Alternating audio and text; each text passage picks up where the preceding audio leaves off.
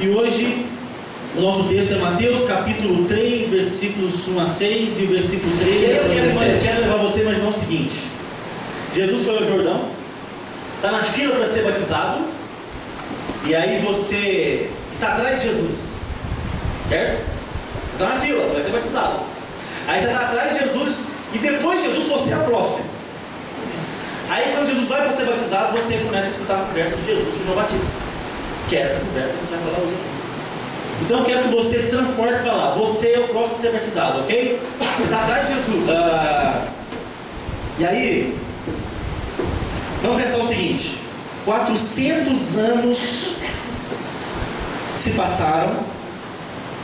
400 anos se passaram. E quando você vira Malaquias e abre Mateus, você acha, ó, são 400 anos que Deus não falou nada. 400 anos de silêncio, de Malaquias até Mateus. São 400 anos em que Deus não enviou nenhum profeta, em que Deus ficou em silêncio. Eles chamam de o período do silêncio de Deus. Deus não falou nada, Deus não se revelou, Deus não se manifestou, não enviou profeta, ninguém se levantou para falar em nome dele, enfim. 400 anos de silêncio. E aí aparece esse cara chamado aí João Batista, né? E esse cara então começa a pregar arrependimento, ele começa a falar e tal. Bom, ele aparece na Galileia. Só que esse cara é o seguinte: ele não fez nenhum milagre.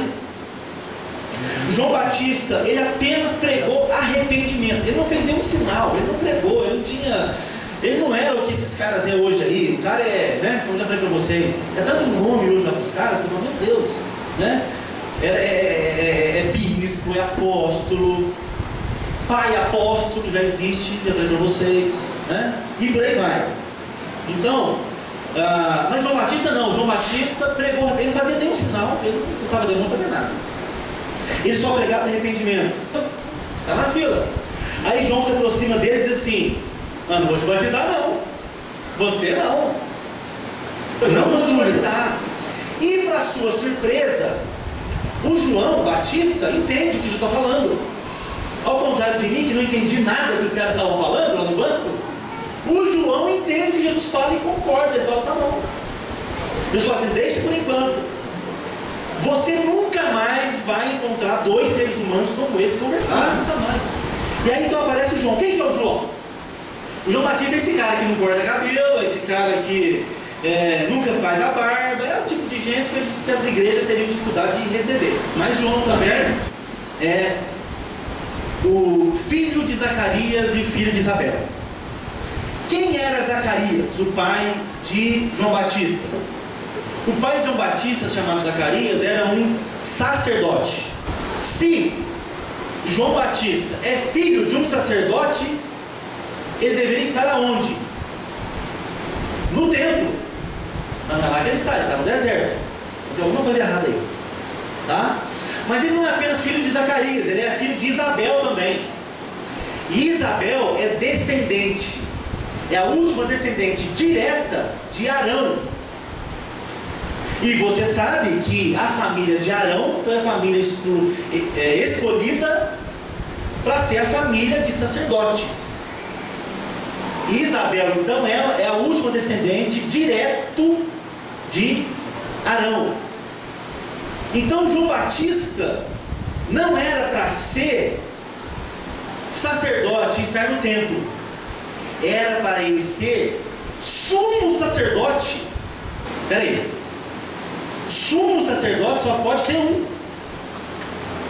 Então quando Lucas diz assim: Anás e Caifás exerciam o sumo sacerdote, é uma contradição de termos, porque sumo é só um. Então tem uma tramóia acontecendo aqui. João Batista era para ser o sumo sacerdote. Ele coloca então, depois vem o outro imperador e coloca o Anás e o seu genro Caifás para serem sumos sacerdotes. Talvez por isso você vai entender que depois a mulher lá do governador perde a cabeça de João Batista.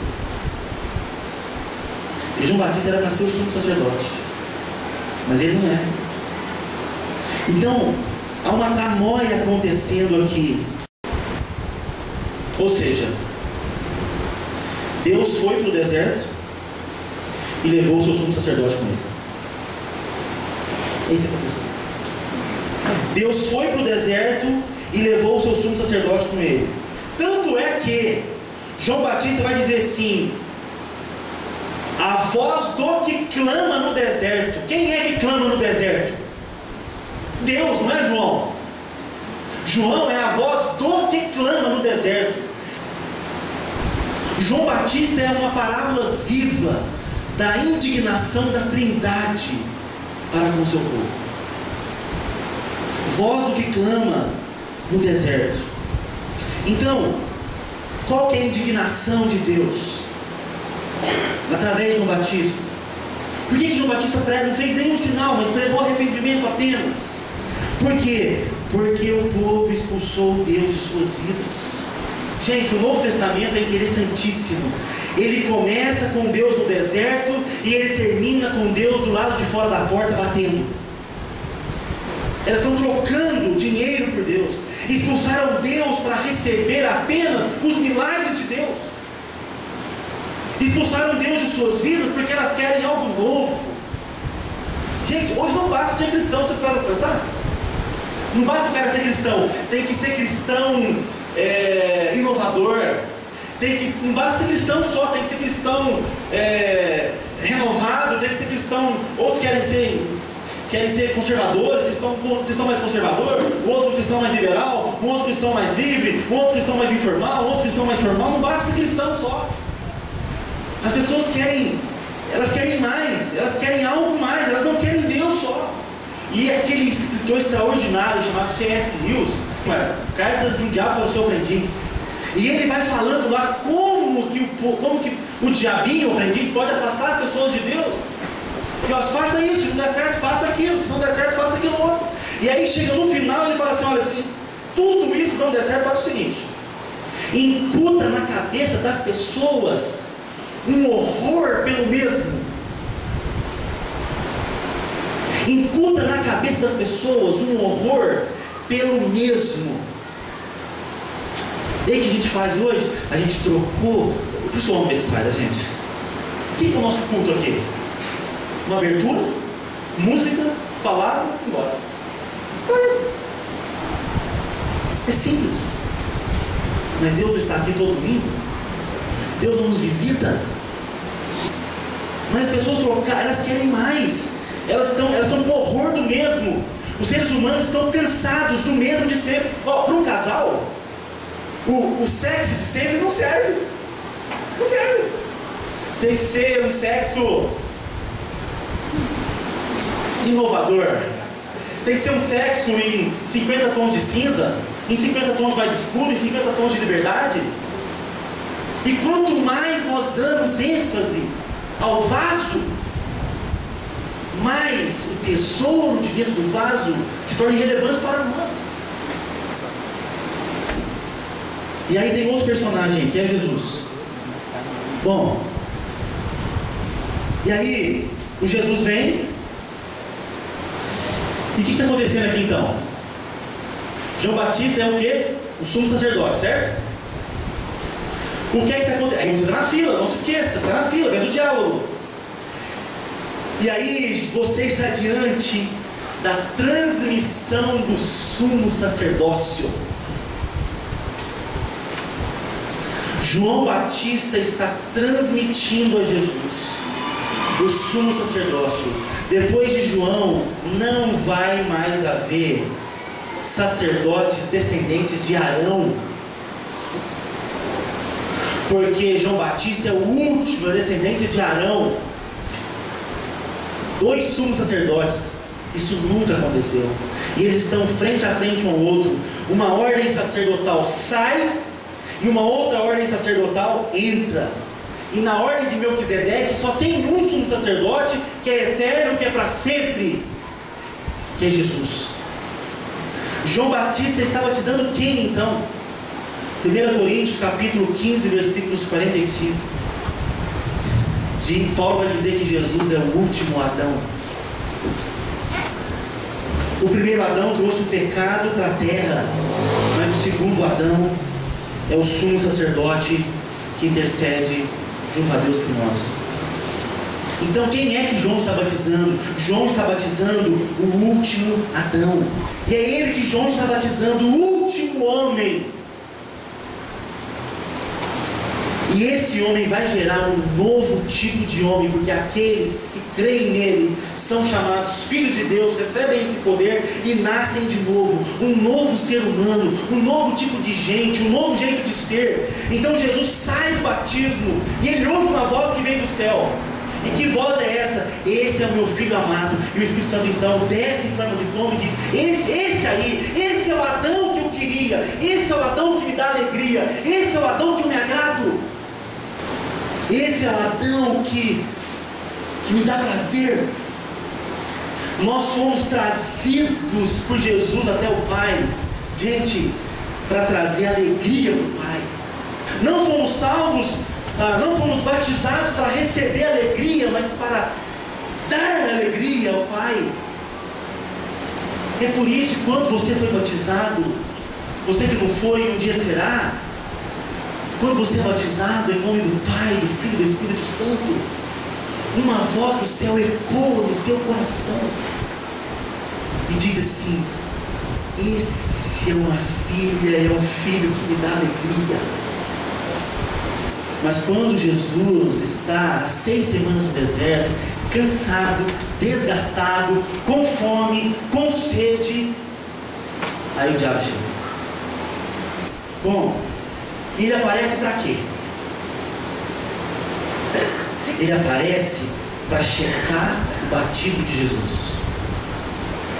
Se és filho de Deus, transforma.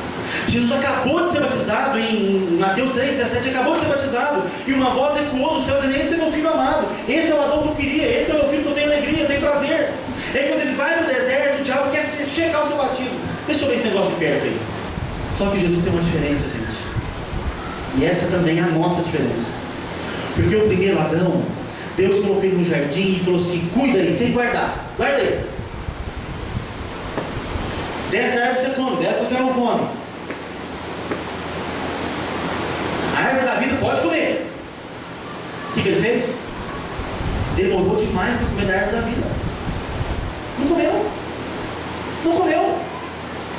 Aí Satanás chega e não tinha ainda comido da árvore da vida. Certo? Jesus não. Jesus vai, come da árvore da vida, é batizado. Uma voz do céu vem e diz que ele é filho amado, que em Deus tem prazer. E depois de comer da árvore da vida, ele vai para o deserto. E quando o diabo tenta, ele fala assim: comigo não, cara, porque eu já comi da árvore da vida. Então é isso que eu queria estar com você nessa noite. A missão da igreja no mundo é atacar a maldade em todos os cantos, em todos os lugares. Isso é igreja. É a igreja que ataca a maldade em todos os cantos, em todos os lugares. E quando Satanás vem a gente checar o nosso batismo, a gente diz assim: sai, porque na minha casa, na minha vida, na minha igreja, a gente suporta só um Deus, o Deus único e verdadeiro. O batismo é um engajamento. O batismo é um estado de missão. O batismo é uma vida de missão.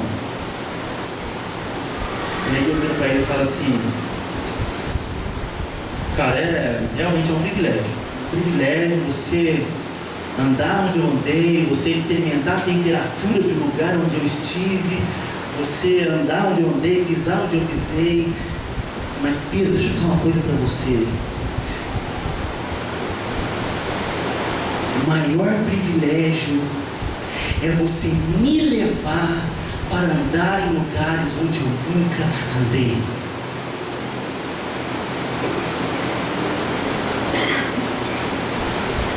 O privilégio maior é levar Jesus a lugares onde ele nunca andou, na vida do seu amigo onde ele nunca andou, na vida dos seus familiares onde ele nunca andou, mas ele quer andar.